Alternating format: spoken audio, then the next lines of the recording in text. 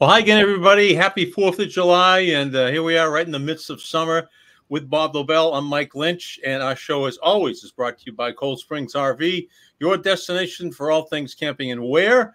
We're in New Hampshire, of course, in the great George Gray, the big wheel, we call him, at George Gray's Lexington Toyota, 409 Mass Ave in Lexington. All right, what better guest to have right now? We've just come off the NBA Finals. We've come off the NBA Draft. We've come off a proposal for a change in ownership. And one guy that has seen all these things and then some is the great Jan Volk. And to handle the introductions, we always defer to the senior member of this duo, Robert Lobel. Bob, take it away. Just wish you'd stop calling me the senior member of the duo. There's no way of getting around that. Is so happy to have Jan here. Jan, well, he just did about everything with the Celtics. I mean, Red Auerbach, and he'll be the first to admit, gave him a great opportunity. Jan graduated from Columbia Law School and vaulted right up here to Boston. Maybe it wasn't that quick. Maybe it wasn't that easy. And it certainly wasn't that quick to become the general manager, because it took 13 years to get him to the GM after coming up as well. Red hired you, Jan, right? He gave you a great opportunity. Well, but he didn't hire me to run the team. No, he didn't, did he? He hired me to sell season tickets, and which is interesting considering I had never sold anything in my life. It just was dumb luck. I actually, for the first 3 months or so of my tenure, I never came close to a basketball. But I was very fortunate. About season started for me in August, sometime in early January of that year. During a game, I got a message from Red, delivered by a ball boy, tracked me down. That I needed to go see Red immediately in the Celtics locker room.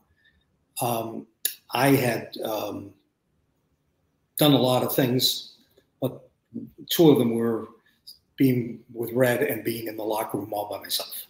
So I came in, Red looks at me and says, "There's nobody else there." He says very, very seriously, "You're a lawyer, right?" Well, I had taken the bar exam. I passed. I had graduated from law school, and I had taken the boards, and then passed. But I was surely not practicing law. I was selling tickets. But he had a problem.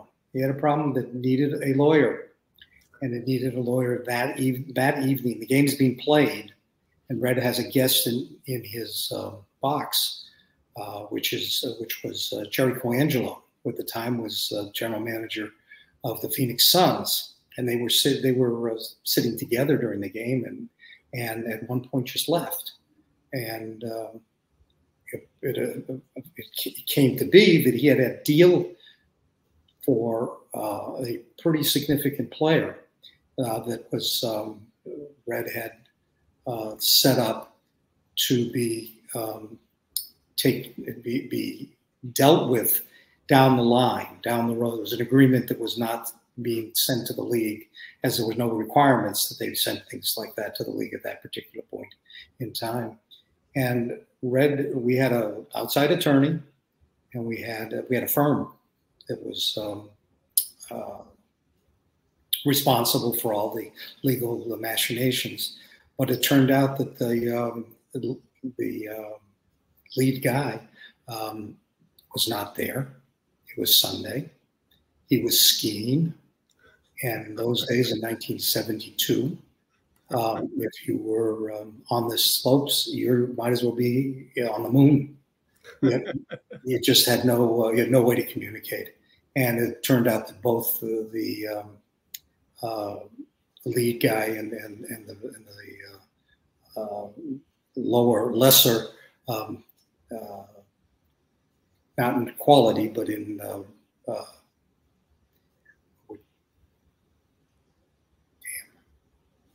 were the guy. I was the guy. You were the only guy, the only lawyer in town. Well, the only lawyer in that particular part of town. And so I did what I had to do. I rushed out to called a friend of mine who had graduated a couple of years before me, and we met by phone into the Celtics offices, which were picturesque at best and very small. And we cobbled together a contract that Red and Jerry Colangelo signed that had nothing to do with the game that was being played. And I left it. That was fun. It was exciting. I was happy to do it. I'm not sure how effective it would have been had we gone to court over this, but nonetheless, it was something that was favorable for Red. And I didn't realize at the time what an impact it had on him, because Red, ever the opportunist, looked at what I did and what I was doing and said, you know what? Not to me, but to himself and to maybe Will McDonough, that this is great. We've got a guy here. He's in every day. He knows the team. He knows how to do this and that, and probably didn't have to pay very much money. And well, I was just getting to that. Not pay a nickel more. And that went on for a while. Well, for 13 years, you were the ticket sales, equipment manager, traveling secretary, business manager, general counsel, and then what else were you going to do but become general manager after he left? So it was perfect for him. Well, but he didn't leave, which was good. It was good and maybe not so good. The fact that I had taken his job was important, because I could relate to people on a different level than I was before, being the kid. But the fact of the matter is, owners were very, very reluctant to trust Red on anything. And I had an episode where I had reached the deal. I'm not going to go into the details of it, but I reached the deal with the general manager of that team for a swap of players. That we were disappointed in our player, they were disappointed in their player. They were both going to be free agents after the year. Let's just swap and figure out, as part of a trade, let's swap and find out whether or not this is something either one of us should pursue. And it happened late. It was a draft time. The coach agreed to it. The players were never, wasn't brought up with the players yet, but presumably we were good to go. And I was told that I would get a call sometime between 11 and noon during preparation for the draft, so that we could get our conference call done and know that we were all set for that deal. And I came out after the meeting. It was 11 o'clock, and no call was made. So we got on the phone. I got a call through, and the general manager said, you know, I think it's a great deal. I think it's a great idea, but my owner won't go for it. He says, if Red Auerbach wants to do it, I don't. And I said to him, I said, would you believe Red doesn't know anything about it? And he said, not for a second. Not for a second. So there were a couple of those down the road where we thought we were getting something, and an owner stepped in and said, no, I don't want to see, in the playoffs, I don't want to see us being part of the confusion that led to the championship. Jan, starting from 71 through your final year in 97, how many different owners or groups of owners did you work for? A lot. That would take us a little while here to count them off, but we had interesting ones for sure. We had Ballantine Beer. We were owned by Ballantine Beer Brewing, and really, we were we had, there was a company, when I'm not going to name it, that had some let's say serious conversations with the police about a few issues, and they left in town in the middle of the night. We had a bunch. And none of them with the type of opportunity that is out there for somebody to really spend a lot of money currently. It was not the marquee opportunity as one might think. Did you have a favorite owner or a group of owners that you worked under? Oh, we had some very good owners too. Yeah. Harry Mangurian was terrific. He was particularly good for me.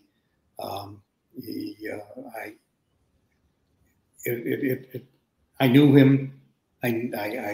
He had talked to me about a bunch of different things over time, and but one thing that happened that was disturbing.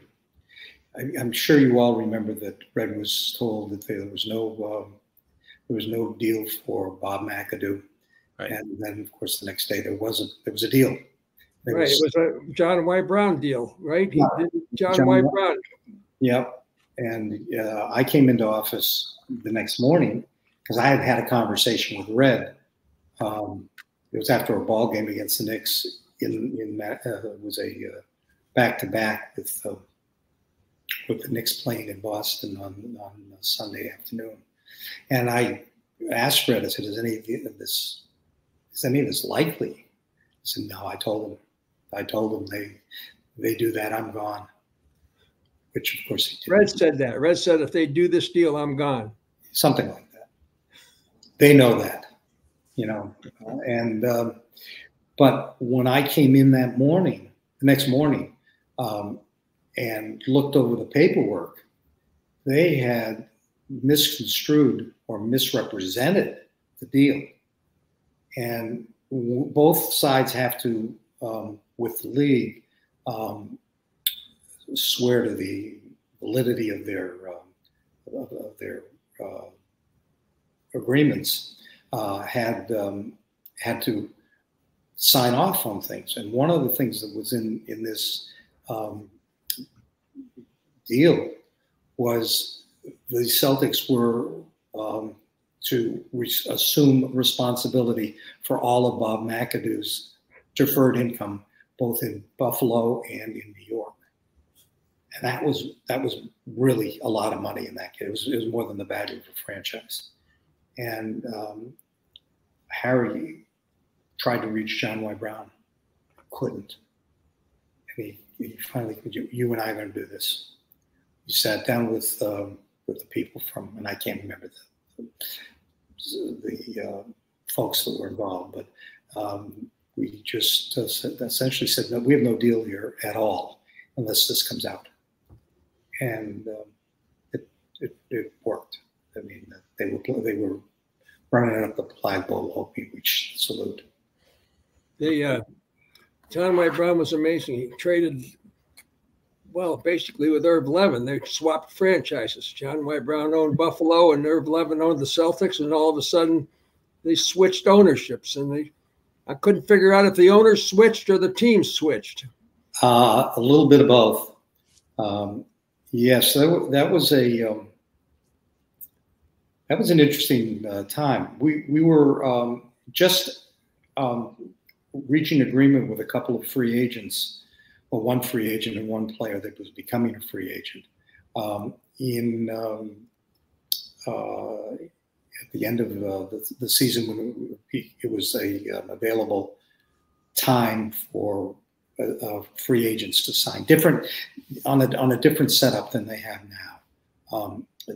You would essentially make up a trade between the two entities. The team acquiring the player would be responsible for making the other team whole, as if there were a trade made. And they had a short number of days in which to reach that. If they couldn't, then they went to arbitration. And the arbiter was David's turn. So hard to know though, but what was going to happen there.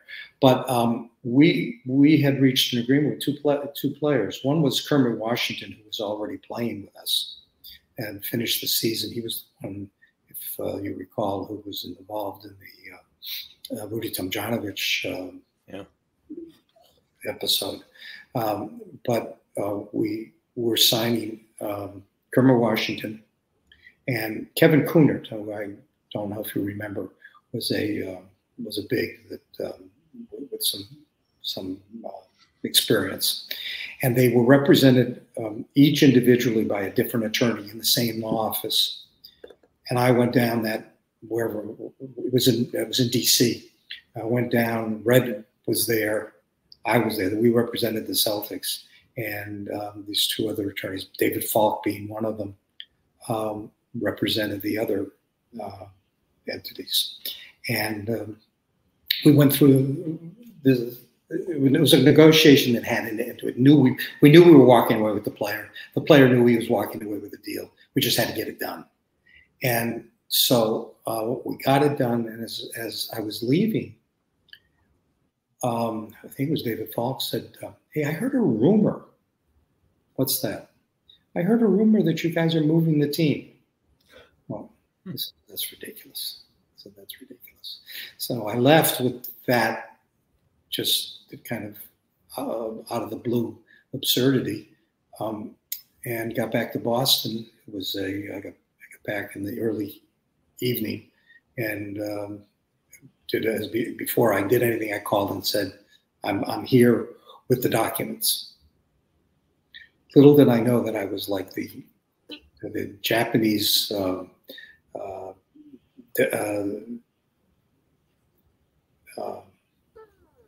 admiral or the emperor. No, just the last guy to know. Well, that would be me.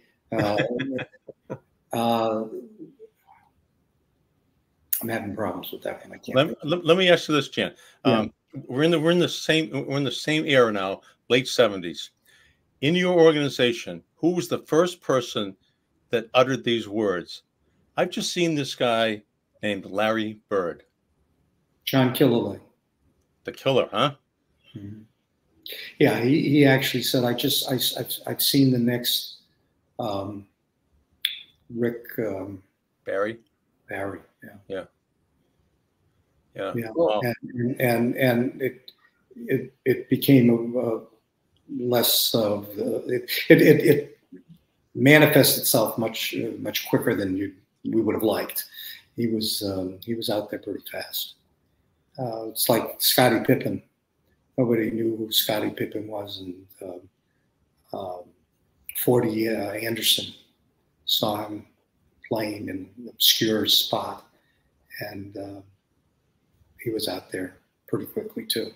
But what you're describing, Jan, is that compared to today's Celtics and today's league, you guys were pretty much a mom and pop store compared to the corporate issues that are out there now.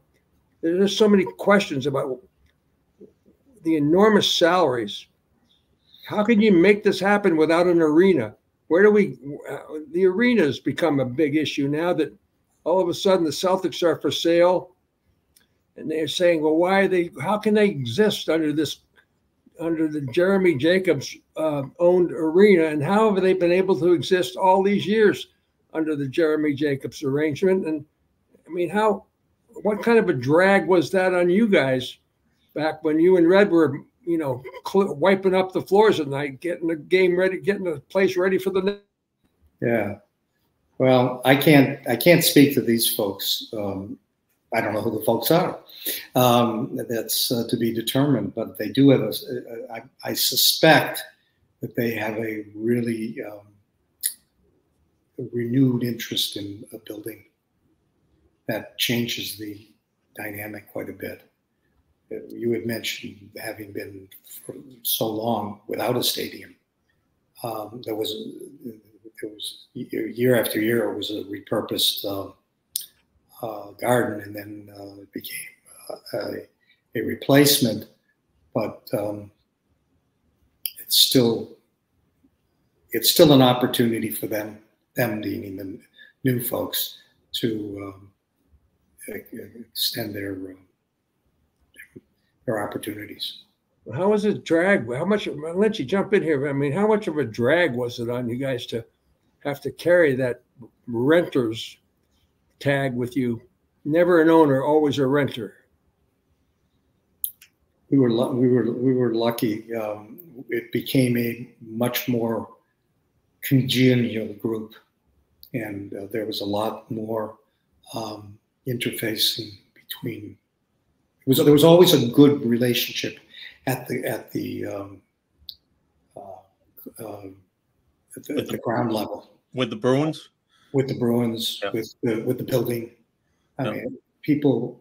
There was no. It wasn't an acrimonious place.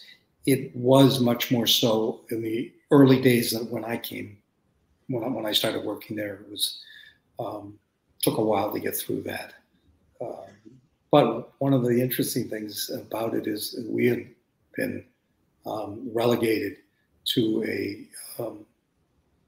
schedule that was not ideal. Yeah, you never got the dates that you wanted to have. Well, we didn't. We learned. We made the dates what we want, and we ended up. The Bruins followed in suit. We would play Friday and Sunday. Yeah. The Bruins would play Sunday. Doesn't take a lot of math to tell you. Wait a minute. They're able to get a really elite level fan base into those two premier days, and the Bruins started changing. They started going to breaking down on Sunday to get a Sunday afternoon date or Saturday afternoon date that they didn't consider as marquee. I want to go back to Larry Bird, because a lot of people, the young people generation, didn't realize that he was drafted, even though he was going to go after his junior year. He had decided to go back and play his senior at Indiana State. So you play an entire season without your first round draft choice, which today's standards, you'd say you're out of your mind. But you obviously felt it was worth the risk. You were rolling the dice because you felt that strongly about the guy. Well, I think there's several issues here. One is that Red and I had a disagreement over what those rules were on players. Teams. Taking a chance on a draft pick whose eligibility was coming forward because he went to school, he showed up for school, which is what Larry did, and then pulled out, and then came back 2 years later. The provision was changed the year before in the collective bargaining agreement, and Red just hadn't gotten that, hadn't noticed it. The deal was originally that the players could be drafted, but they had to make up their decision, yay or nay, before the first game of the season, and that was changed to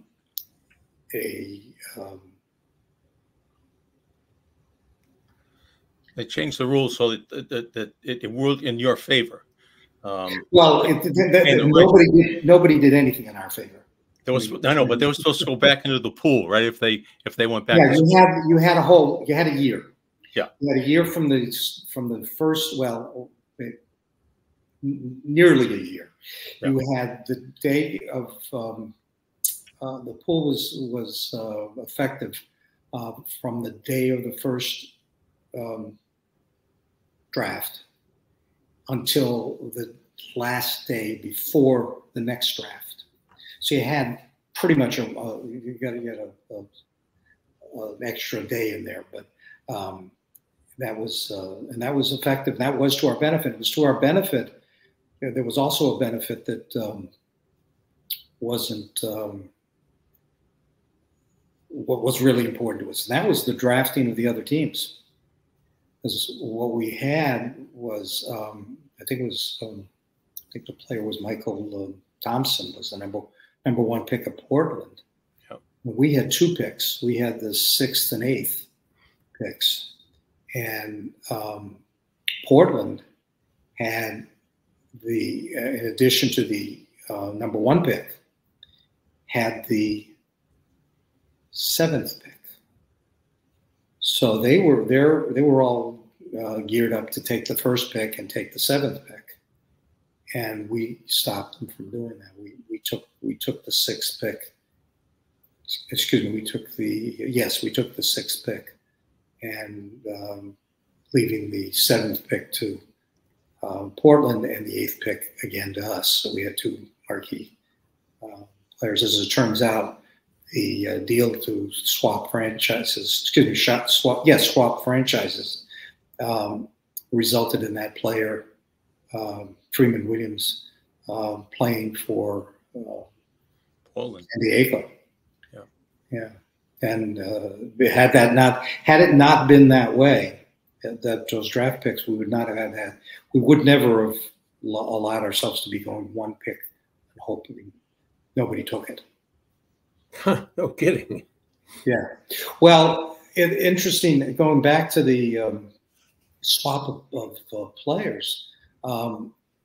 First of all, I felt like I was hung out there as a tool, because what happened in retrospect is they were waiting. They, meaning the Celtic group and the John Y. Brown group, waiting for the go-ahead sign that we had signed the documents and we had them and we're bringing them back. So I was the keeper of the last piece of that negotiation. And if I had dropped it and it fell into a sewer, which has some likelihood, I guess, the deal would not have been made, at least at that particular point in time. But what I also found interesting is that Irv Levin,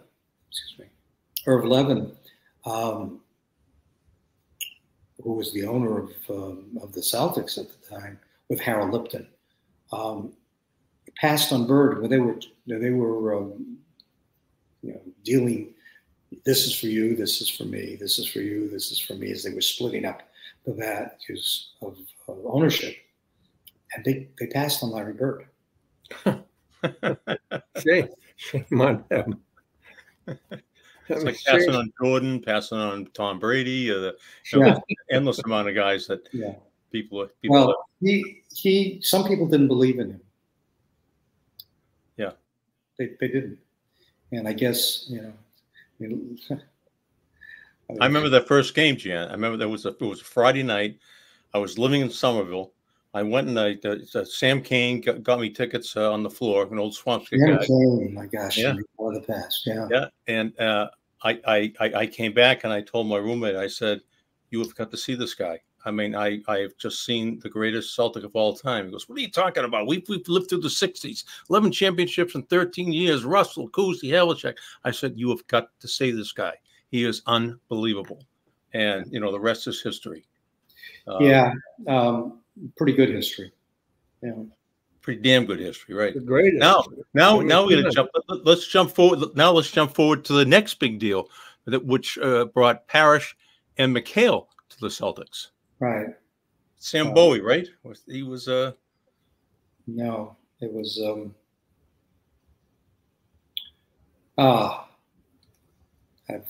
Sam Vincent. I haven't dealt with them recently, so there was.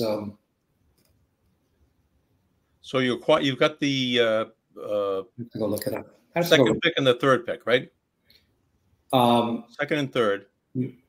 No, we had after the trade? No, you're By the way, Jan, Lynch is never wrong. He went to Harvard. What's that? Mike's never wrong. He went to Harvard, so whatever he says must be true. I saw that. All you did was go to Columbia, so come on. Yeah, our football team was worse than yours by a lot. I know, but Kraft played for your football team. Well, at least he said he did. No. So then you got a pretty good team together in a hurry. You get Bird, you get McHale, you get Parrish. There's your big three. They haven't gone out and done anything yet, except win the championship. That was Joe Barry Carroll. Joe Barry Carroll, that's what it was. Golden State, yeah. And he, what happened with him is we traded first picks. We took the third pick in the draft, and I'm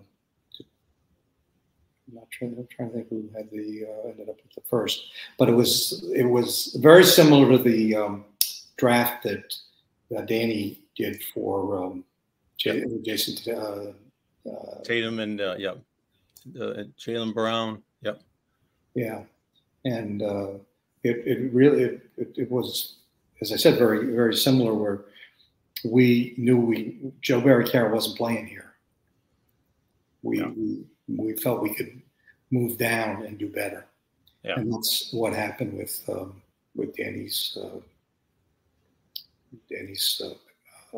draft. Let me drop this in here now.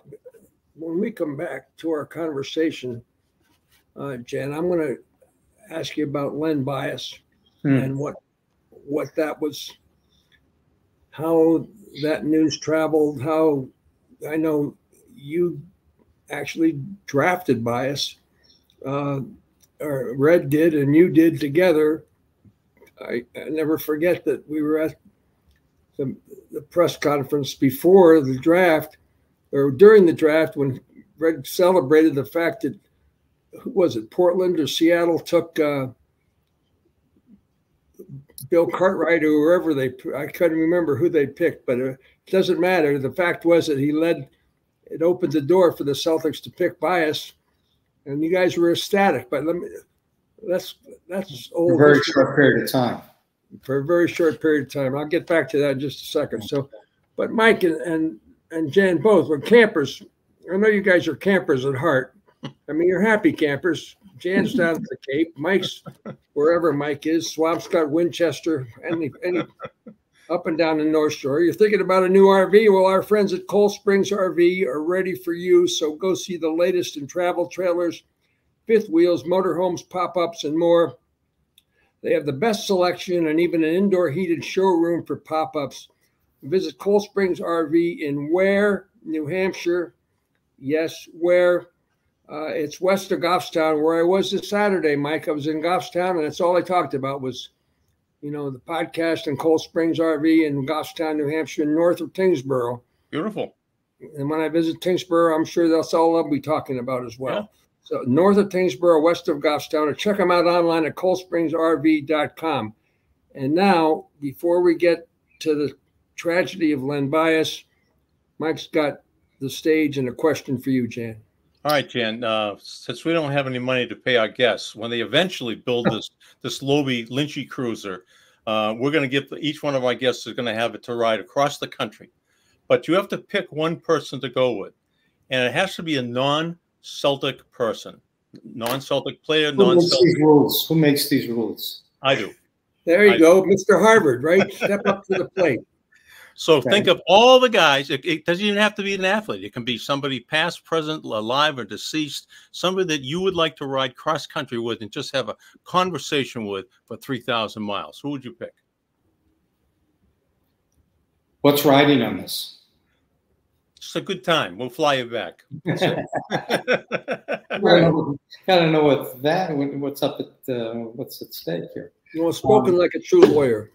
Well, that's a tough question. I am very, very interested in World War II history.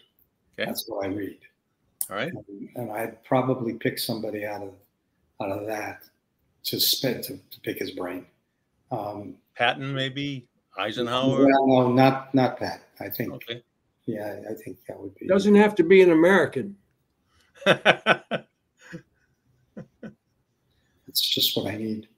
I don't know. I was not a huge fan of Dwight Eisenhower, but anybody who could do what he did ultimately in giving the go-ahead for the invasion of Normandy has got a lot of chutzpah. And I'd like to have learned a little bit more about what went on to that, into that kind of Right. circumstance. All right, that's fascinating. Fascinating indeed. I remember Milbury. Yeah, Our friend Mike Milbury picked Winston Churchill. So, well, you know, these guys have a lot of, like yourself, you don't have a lot of interests outside the realm of what we know you for, and it's really sometimes more interesting. In many cases, I wanted Churchill, like he never wasn't a doubt. Yeah, no, I probably would. I might look at others too, but I have the opportunity to get into that English history, which is what I was taking. I inadvertently took a desk right below the in the periodical section, right below all of the Life magazines. And I realize I'm taking my breaks to read these magazines, and these people have no idea who are the people who are being either are being interviewed or are doing or explaining other things. That's what I did. I realized they didn't know anything. They didn't know who won the war to start with. They didn't know who the big important generals were going to be. They didn't know about the Holocaust. They didn't know about the bomb. They didn't know. They just didn't know because it wasn't available. And it was a perspective that changed the way I look at things. Interesting. Now, my experience with Life magazine was my parents' collection up in the attic, and it had Lana Turner on the cover. That was my. You threw it away. You threw it away. You know what? I don't want to talk about it. My late parents would be horrified. I learned one thing that I've done with my kids, and I used to teach. I taught at Tufts for about 20 some years, and one of the things I would suggest is get a magazine from whatever date you can, put it in a drawer, and come back and look at it a year later. You will see so many things that you took for granted not being available anymore, and just the opposite. So many things, new and fascinating things, and just a year changes that. It's amazing. So interesting, but I mean, Playboy excluded. But Lynch, why don't you? Why? Why? I don't know. You're right. Why? Good question. Another lawyer question. Yeah. There you go. Cross-examination is, overruled. So I'm just going to. I want to get back to the Len bias thing, and it's a tough transition from what we're joking about, but it's no joke now. But Lynch, you remember where you were when you heard about it, and I remember where I was. And where were you, Mike? I went to after the NBA Finals. You're away from your family so much. I went to Bermuda with my wife for like 3 or 4 days, and I came off the plane. My father-in-law was there, and one of my daughters had learned how to walk while I was away, and she came walking to me. Molly picked her up, and I said, "Who the Celtics draft? Who the Celtics draft?" He goes, "They drafted Len Bias." I go, "Yes, all right, yes." He goes, "He's dead." That's how I found out, just like that, at the Logan Airport. And 1986, it's, hard to believe that, you wouldn't hear about it, but you wouldn't, How about you, Bob? Oh, I was in the car. I think I was going to a Celtics golf tournament up on the North Shore. It was a charity tournament. It might have been a team tournament. I don't know. But it was, my producer called me and said, "Well, we're not going to believe it. I said, well, just try me out. And I didn't believe it. He was right. I said, that's not possible. And then, but Jan, I guess I ought to ask you the same question. Where were you when it happened? When you found out? I was woken at 6 a.m. by a producer from WBZ. So I've forgotten who it was, and you may be able to restore my memory in that. But he called and said, I'm so sorry to be waking you up so early. This is really, I realize this is just likely a bad joke. But the word is that Len Bias has had a heart attack. I said, oh my goodness. I said, all right. And I picked up the phone and called Red. So I figured we weren't going to wait on this. And he said, and then at that point, it was now out to 10 minutes later that he had been rushed to the hospital. And so I made a call to back to Red, who was on the phone with Lefty Drizel. Lefty Drizel. What's that? No, I'm just repeating Lefty Drizel. Yeah, and I called the owners, the main owners. I mean, we were publicly held at the time. I'm not even sure of that. And they were dumbfounded, but not a soul was concerned about his opportunity to play for us or for him. They were concerned about his wealth, his well-being, period. And I was impressed by that.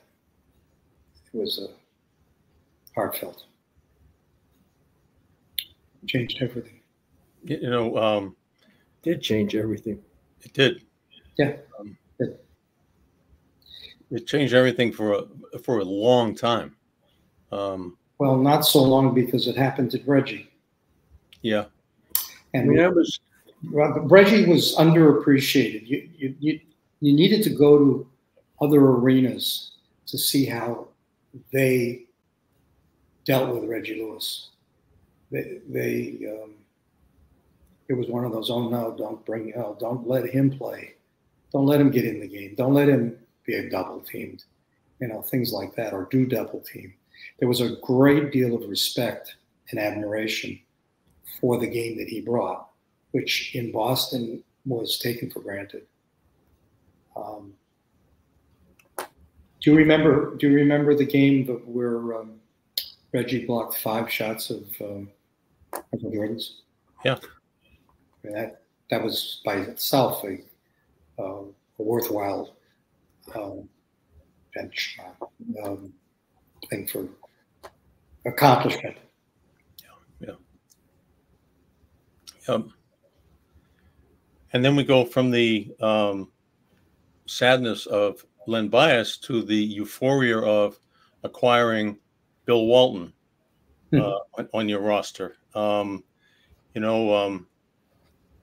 Happy days are here again for many reasons. Most notably that he's on the team, but I don't think that. How did it come about? Because he had so many foot injuries, and people really thought he had nothing left in the tank. What gave you guys the green light to say, you know what, we're going to sign this guy to a 2-year contract? So they actually signed into a 3-year contract, but we did. It was done after 2, yeah. But the thought is it did encompass 3 years, but only 2 were guaranteed. So you got it right. I got it right. See, you got it right. Harvard all the way. Please, please. So now, who had major input into this? You, Red, Larry Bird. Larry had input, but it wasn't on a regular basis. we communicated. It was in summertime. It was hard, but he was very involved and very, very, very pleased with the opportunity to play with Bill. And I mean, he was the same with all the short term as it was. He was very involved in Len Bias too. Very on a very different basis, although with the same result. I can remember Walton saying when he was asked about when he went into Red's office and apologized for the way he was playing. And Walton's quoting said, "Red told me I brought you here for 3 reasons. One, because you could play defense, you could pass, and you could block a shot when it's going to count in the playoffs." And he said, "I don't need you to score. I just want you to." But he always had an affinity for passing, whether it started with Kuzi or Bird or guys that could pass, guys that could find the open man. And Walton was certainly one of those guys. Walton was extremely, not just a great player, extremely versatile player, could do many things. But yeah. he was. There was a little bit of damn Yankees in that, that whole experience. Why? What do you mean? Well, he played 80 games. Never played 80 games before. Played 80 games. He was available for 82 games. He had he broke his jaw at some point. They put a mask on, but he didn't play because we didn't need him. And if it was the playoffs, he'd have played. But that was his whole experience here was a revelation to him. He was able to achieve goals that he had long given up on. And he came in, he understood that Larry was the man, and which is something you can worry about in big guys taking,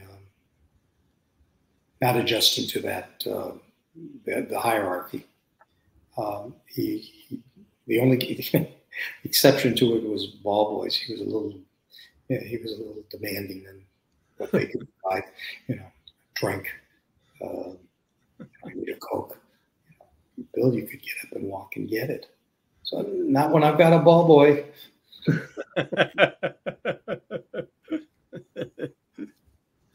And he was no threat to Robert Parrish either. He wasn't coming in to take the starting center job. No, and he did that. That's where I think it was ML who took him. Took Larry to Robert's house in Weston and just introduced him and made clear there was, we're playing together, not against each other. Yeah. That was the greatest team you've ever seen, Jan? What's that? Greatest team you've ever seen in the NBA? Yeah, I've had occasion to look at the old films recently, and they're exceptional. They pass. Everybody passed. The fact of the matter is, the guys who received it were adjusted to that, and you had to be ready. The ones that I find particularly interesting are the behind the back passes in the paint, usually hitting Robert or Kevin in the hands. Yeah, in stride. Yeah, in stride. That's right. Yeah. Well, McHale never passed. That's why they call him a black hole, because every time it went in, it never came out. I was just going to say that was Danny's assumption. On social media, Jan, for some reason there's been an upswing in tales of Larry Bird trash talking. I've seen that. I don't think we were, the media, even though we sat courtside, we weren't aware of it And now every opponent talks about it, how great it was. Did you guys? You were sitting up actually farther away from the court than we were, but you saw it in practice, right? What's that? You saw it in practice, so you were aware of it all the time? No, I was aware of it on occasion, but not the one that I was most notable for me was the Xavier McDaniel shot. I don't know how many seconds left. 6 seconds left, and timeout. And he comes out of the timeout with the whole play. Larry does, telling X where he's going to go and what he's going to shoot and what's going to happen after that. And sure enough, he did it exactly as drawn up. But he was exceptionally gifted. One of the things that you look at when you look at the old film is how they aren't the games are played well. They're not quite as fast as current players are, but I'm not sure who would win between the two. Kevin McHale likes to say if we used our rules, maybe from the 80s, we'd win. If they use current rules, I don't know, hard to tell. That's it. That's his assessment. It's fair. I think that's a fair night. Yeah. Were you aware that I wasn't aware of this when it happened, and I should have been because we watched every second of every single game. The Portland game where we played the game left-handed. Yeah, 47 points. I know. Well, it wasn't all 47 left-handed. No, as he described, we started to lose, fall behind, and he had to go to his right hand. I wasn't aware of that either as it was happening. Yeah, amazing. And he downplays it, but he laughs about it, and he was just one of a kind in so many ways. Bob and I would always get there probably about 3:30, and there was not a day that went by where he wasn't out there with Joe Catato shooting, his 300 shots. And then he's running laps, that concourse between the loge and the stadium. And then, 5:15 would come and a rookie would come in with his duffel bag. I want to grab the rookie by the coat and say, what's been going on for the last 90 minutes? The greatest player in the league has been here shooting, running laps. And he says, and you were probably taking a nap watching cartoons in your apartment someplace. Get down here early, watch him and do the same thing. It might help your game. And how was that? What's the result? The result was not many guys came out. He was always the first. All right, Jen, I'm not asking you who was the worst coach, but I'm going to ask you who you think was the best coach. We talked about the best owner. We didn't talk about the worst owner, but John White Brown has to be up there at the top or close to it. That doesn't matter.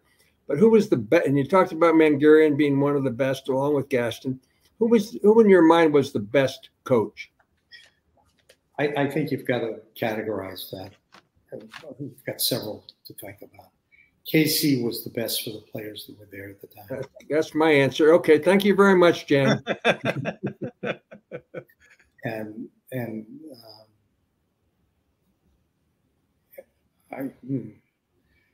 Well, I guess Red has to be up there, but that if you've got to consider who the coach is, the Red's got the nod there. It's interesting to talk to. It was interesting to talk to him about different things that he did when coaching, and he would talk about. You've got pictures of him all over shouting at somebody on the court, pointing a finger at him. And the first, he's like yelling at Lynch, referee in one of the practice games. The old timers game. No, the old timers. Oh, you did the old timers game? Yeah, with Kenny Hudson. Yeah. Which one? The one at Matthews Arena. With Kenny Hudson, and I brought a cigar and put it in my back pocket. and I'm going through the game, and he's yelling and this and that, and so I put Charlie Scott fouled John Havlicek, who was my favorite player growing up. So I'm over at the table going, 11 hold, and so he's screaming and yelling, "What are you doing?" Blah blah blah blah blah. And I said, "Well, he's my favorite player. I had to make sure he got to the line, got in the scoreboard." And he says, "I don't give a crap about that. You're making a mockery of this game, And so I said, "Hey, Ray, why don't you take here's a piece off from here. Take that cigar and shove it as far up your ass as you possibly can. I don't give a shit." And then a little bit later on in the game, Heinsohn came to me and said, "Take your time giving the ball to the foul shooter, because I'm going to go out the exit way under the basket, and I'm going to run in the concourse outside the court down the other end. So when Satch takes the ball out of bounds, he's going to fire one down the court to me. I'm going to be all alone under the basket, and I'm going to put it in." So I said, okay. So, I take my time. I give the ball to the shooter. Satch takes it out, and he flings it down the end of the court, 90 feet. There's Heinsohn all by himself. He lays it in. Red throws a conniption. You're making a mockery of my game. What do you think you are? Blah, blah, blah, blah. Oh, I felt like about this big. The only good that came out of that was that I went in the locker room after the game, and Bill Russell, who never gave an interview to anybody, says, "Now you know how Sid Borgia felt." And I said, "Yeah, probably a little worse than Sid Borgia." I said, "Do you feel bad enough for me to do an interview?" He goes, "Where's your camera?" I go, "Right here." Donnie Mitchell. He goes, "Let's go." And I got an interview with Bill Russell, who you never would do an interview with anybody. And that was and that was the good that came out of it. But it's funny, you talked about a mom and pop store. You could walk through your offices. Anybody could a person off the street come up and walk around the offices. And I'm walking around one day, and I literally bumped into Red coming around the corner from his office. And I said, "Oh, are you still mad at me?" He goes, No. I'm like, come on in. And so I, sat down and moved 85 letter openers out of the way so I could put my forearm on the desk. He said, I don't care if it's a pickup game or the 7th game of the NBA Finals. Every game was meant to be won and played to be won. And I just thought you were making light of that game." And I said, "I wasn't. I grew up watching you. I have respect for you." And from that moment on, every time I come to practice, I say, "Mike, come sit here. Mike, come over and sit here. Come over and sit here." So, outside of getting my ass ripped on the court 3 or 4 times by him, it turned out good in the end. And I did know how Sid Borgia felt, because I felt about this big. Well, you saw firsthand the other side of Red. You saw both sides. Yeah. And they were. There you are, Jim. There are the glasses right there. Yeah. Well, I knew I needed to stay close, but not too close. Well, you need to. This was. I can't remember which game it was. It was a preseason game when there was an official strike. There were and the games were being officiated by high school guys, and it was against Philadelphia, and Red was. I don't remember whether it was the one where. Ripped his coat. Yeah. There's that one. Then there's the other one where Billy Cunningham's jacket gets ripped in half. I don't know if you remember that one. Well, and Billy was just marveling. I can't believe, the jacket goes, but I can't believe that he's 70 years old and he still plays like he's 15. And you were always the guy, like 2 feet behind him, grab him by the belt and pull him back a little bit. A little bit. There's a little more to the story, in that I saw him getting out of the 9-seat box, which was just, it wasn't, there was no barrier. It was you step over chairs. Yeah, there's a little railing around it, yeah. And he got out and he started running, jogging towards whatever Larry was involved in. I think but I decided I'm going to stop him. Big mistake. He essentially picked me up and threw me out. Threw me out. Get out of my way. I was there to pick the pieces up. I was not there to prevent the pieces from falling. There you are, Jen. Show that picture again. I know the picture that was on the. That's a draft. I don't remember when it was, but John Jennings in between the two of you. Yeah, that's who it is. Yeah. Is that Rick Weitzman over? It might be. It might be Rick. I'm not sure Steve Leposki took that picture, but he took the other photo on the court. Yeah, he took a lot of them. Yeah, we got to get him on, Lynchy, at some point. Leposki would be great to show a lot of his photos. He's got some great stuff. He's got some really great stuff. Yeah, he does. He does. He's seen it all, and he's captured it all too. Yeah, he's done a good spectacular. I had an occasion to. You're a photographer, yeah. Yeah, I was very interested in photography. Still am. Walter Yost. Yeah. I think that's the right pronunciation.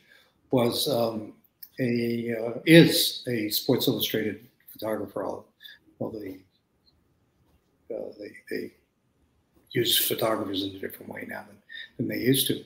But I was at an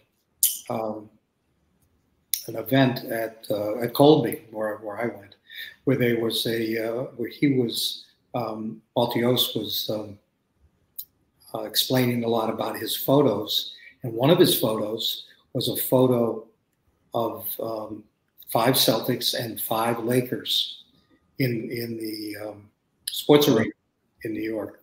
Excuse me, in Los Angeles, and it showed the group of players, Celtics players, were all boxing out because fundamentals. Yeah, and well, right, and there were 4 of them doing that, and Russell was in the middle of the key up there with a fist a foot higher than Chamberlain's.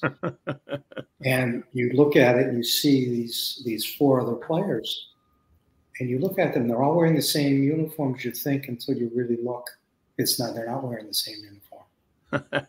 do you know what happened with the uniforms? No.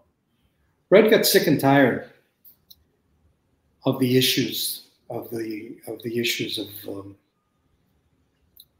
racism that you could hear in the stands, you could hear around, you see, you know about it in players being accosted and so forth. And so he changed the uniform, and the uniform was Celtics. Yeah. It used to be Boston, and it was changed to Celtics 20 years ago.